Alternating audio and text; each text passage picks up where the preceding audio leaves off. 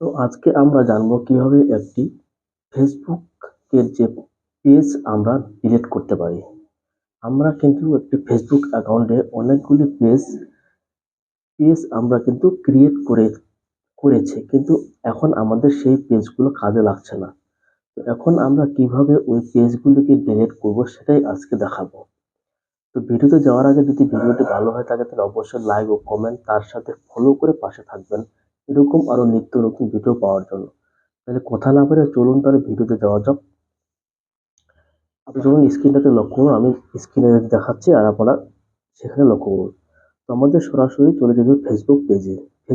ফেসবুকটা ওপেন করলাম। ফেসবুকটা ওপেন করার আপনাদের যে ফেসবুক অ্যাকাউন্টটি আছে তার ফেসবুক পেজটিকে সিলেক্ট করতে হবে। তো আমার অলরেডি এখানে সিলেক্ট করাই আছে। তো আমি এখান থেকে এটাকে ক্লিক করে দিচ্ছি। এখানে ক্লিক করার আবার নিচে সেটিং এন্ড প্রাইভেসি বলে একটি অপশন পাবেন।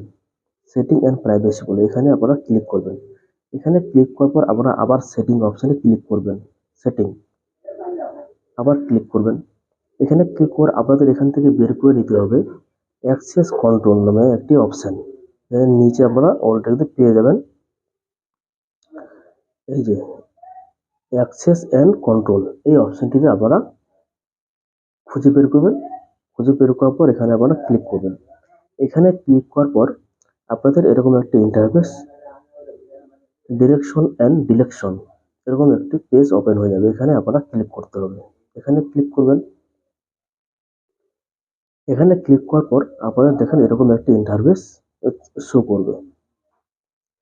ডিএক্টিভ পেজ আর ডিলেট পেজ। মানে ডিএক্টিভ পেজ মানে এখানে বলা হয়েছে যে এই পেজটিকে আপনারা 3 মাস অথবা 6 মাস অবধি আপনারা মানে হাইড করে রাখতে পারবেন।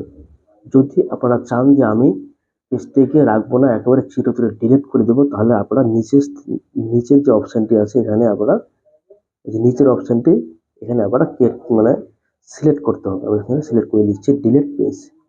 এখানে ডিলিট পেজ করলে এখানে কন্টিনিউ করতে হবে। এখানে কন্টিনিউ করার পর এখানে কিন্তু অনেকগুলো অপশন আপনারা দেখতে পাবেন যে কি কারণে আমার ফেসবুক পেজটিকে আপনারা ডিলিট করছেন। অনেকগুলি এখানে সেটা সিলেক্ট না করলে হবে, আপনারা সরাসরি এখানে কন্টিনিউ বাটনে ক্লিক করবেন।